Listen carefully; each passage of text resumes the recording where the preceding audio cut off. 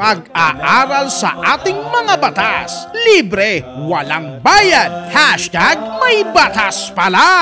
Ayan, ano bang topic natin ngayong umaga o hapon? Enoch, ano? Naku, may batas pala. Sa love life ay talo, pero sa batas ay panalo. Pero alam nyo, pag hindi talaga itinadhana Ay. hindi talaga forever.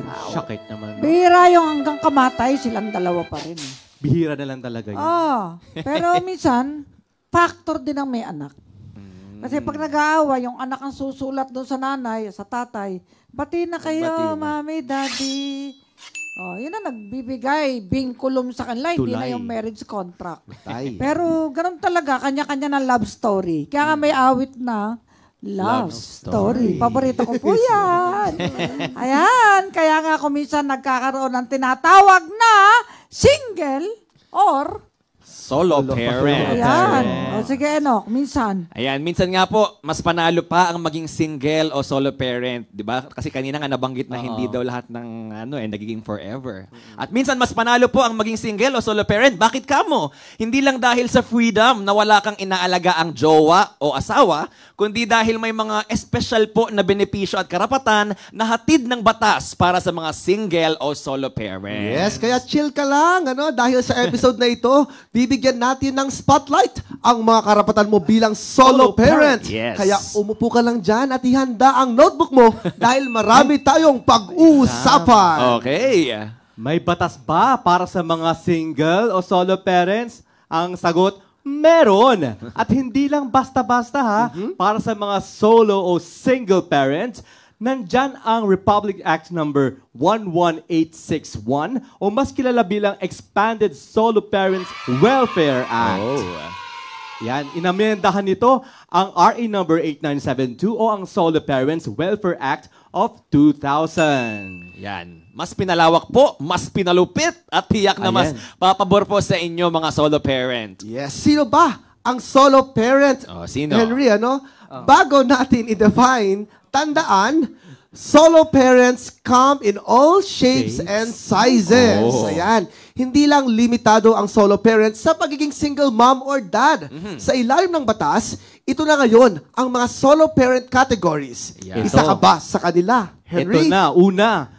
Ikaw ay solo parent kung ikaw ang magulang na mag-isang nagbibigay ng pag-aaruga at suporta sa anak dahil sa, una, panganganak bilang resulta ng rape o panggagahasa. Ibig sabihin na rape siya. Tapos nagkaanak. Nagkaanak. Ayun. Tapos minsan pinilahan. Di na alam sino yung tatay doon sa pinilahan. Maraming ganyan. Kaya napakaganda ang suggestion ng ni Sir Mel, ng PCSO, magkaroon ng forensic DNA laboratory ang PAW. Para ma-determine sino ba tatay ng batang ito. Sino ba dito? Sino bang nanay? Opo. Di ba? Importante Kailangan talaga yan, meron At libre. Sa maralitang Pilipino. Wow. Kaya pag nayari na yung building ng PAW dyan sa Commonwealth, hello, DPWH. Gusto na ba mga kontraktor nyo? Nagtatrabaho na ba? Ilang taon na yung ginagawa? Ilang taon na? 2019 at 5 years na. Palambing lang po. Hindi pa rin yari. Ayan. Sana mayari na at kami napakasikip dito. Ayan. Okay. At saka yung nabyuda, nabyudo. Ayan, di ba? Kaya lilipat na tayo sa susunod na slide. Tapos na yung isang slide. Ayan, ano pa? Ayan, asawang nakakulong nang hindi po bababa sa 3 buwan o nagsisilbi ng hatol. Ayun. Asawang may physical o mental incapacity ayon sa isang doktor. Kaya malalim yan, Pagka ang asawa mo may physical or mental, kahit psychological capacity, katumbas ka ng solo mother. Solo din, yes. Solo father. Kasi wala ka nangangaasahan dun Wala. Pero bira magpapadeklara nito. Hindi nila kayang alam. tanggapin nung may psychological medical capacity, dapat. magagalit yun. PWD na. Oo. Kaya nga, alam mo, talagang ganyan.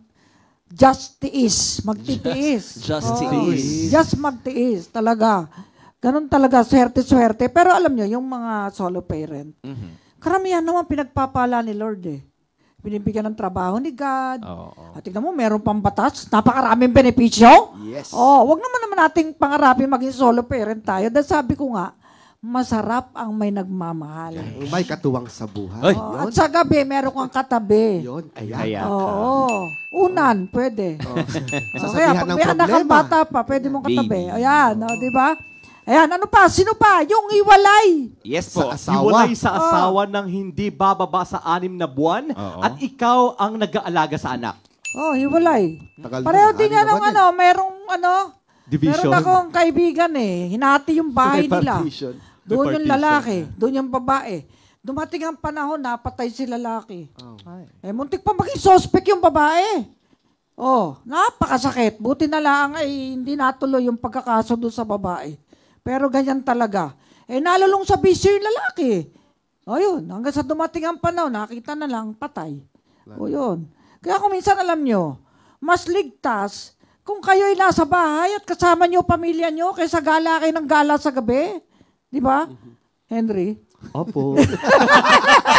Gala ka pa rin ba? Hindi na. Ganun pala pag tumatanda na. Mas gusto mo sa bahay, Mas gusto mo nagpapahinga nag-chill na ka lang. sa bahay. Oo nga. Oo, nag-charge ka ng Kung may anak ka, uwi ka ng madaling araw, anak mo kawawa, naghihintay sa'yo. Parang puso naghihintay sa'yo magdamag. mga pusay naghihintay sa atin. Okay, meron pa, deklarasyon. Mula sa korte ng annulment o nullity ng kasal o divorce subject to existing laws at ang solo parent ang may kustudiya ng anak. Yung mga na-annul, Yes. Naghiwalay. mga na-declare na null and void ng kasal, solo parent na yon. Tama. Kung ikaw nag-aalaga ng iyong anak, okay?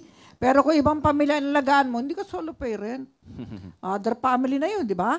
O ngayon, iniwan o... Inabandona ng asawa nang hindi bababa sa 6 na buwan. Kasi ang presumption na may abandonment, 6 months, di ba? Pataas, oo. Kaya yun. Okay, ano pa?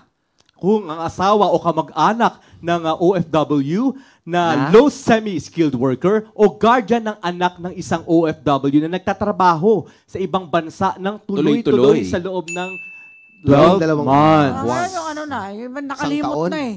Minsan nagkakaibang pamilya na sa abroad eh. Tama, pinalawak ng batas. Yan ang Yes, pinaghirapan ng ating expanded na po. Congress na gawin. Ano pa? Hindi Kasal kasal. na ina o ama na nag-iisang nag-aalaga at nagpapalaki sa anak. Solo rin Kasi yan. yan talagang Mag-isa. balbal na na solo parent. Mag-isa Nag-iisa. lang siya. Hindi kasal. Yun. Talaga magpapalaki ng anak. Kaya mga kadalagahan, ingat po kayo sa maling pag-ibig. May iwan kayong kawawa. Hindi naman kayo mapapanagutan. Okay, buti kung pananagutan ka. O kaya naman kukunin yung anak mo at siya magpapalaki. Para lumaya ka. O ano pa? Ito pa, legal guardian, adoptive o foster parent na solo ang parental care at support sa Yung anak. mga guardian, mga may Solo rin. foster parent. O ano ba ang mga Mga karapatan nagkumpon. nila? Sige, Ang mga ito solo pa, tignan parent. natin. Ito pa, Meron Jay. pa pala. Ano Okay. pa? Kamag-anak within 4th civil degree of consanguinity or affinity ng magulang o legal guardian na nag-assume ng parental care sa isang bata dahil sa pagkamatay, Yun. abandonment o pagkawala ng parents o solo parent nang hindi bababa sa 6 na buwan. Kasama na dito ang solo grandparents na senior citizens na nag-aalaga ng mga apo na unemployed, 22 years old or below o Pati may mga physical lolo't or lola mental na disability. nag-aalaga ng apo. Solo rin Kasama sila. po. Solo. Iniwan yung anak Iniwan sa sa kanila labas yung ng mga kanyang anak. Yes. Di solo parent na siya. Ano pa? Nag-aalaga ka ng pamangkin. Fourth civil degree, pamangkin Yes. yan eh. Okay, buntis! Buntis na babae na mag-isang nag-aalaga sa kanyang ipinagdadalang tao. Ayan, marami kahit sa yan. gabi. Ay, mga Wow. kababayan, yung hit and run. Mag-ingat kayo.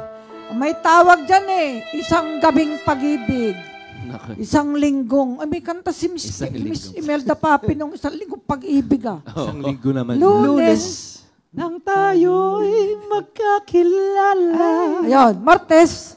Nang tayo'y muling nagkita. Miyerkules. Nagtapat ka ng iyong pag-ibig. Huwebes. Ay inibig din kita. Nagkayos na, Huwebes. Biyernes. Ay puno ng pagmamahala. Sabado. Ay biglang Nagkatampuhan na yun, Sabado. Sabado nagkatampuhan. biglang nagkatampuhan. Ayun. At Oh, pagsapit ng linggo, giliw ako'y iyong iniwan. Nako, ayan na. Kaya nga po, masabihin ng anak mo, Mami, buntis ako. Sinong ama? Hindi ko po kilala. Oh. Lasing po ako. Ayun na. Nang paggising ko po, ayun na, tapos na ang kwento. Nawala na. Nako, Parang ay buti bula. kong pananagutan. Ingat po, yung mga kabataan ngayon, mahilig sa lamierda. Layas.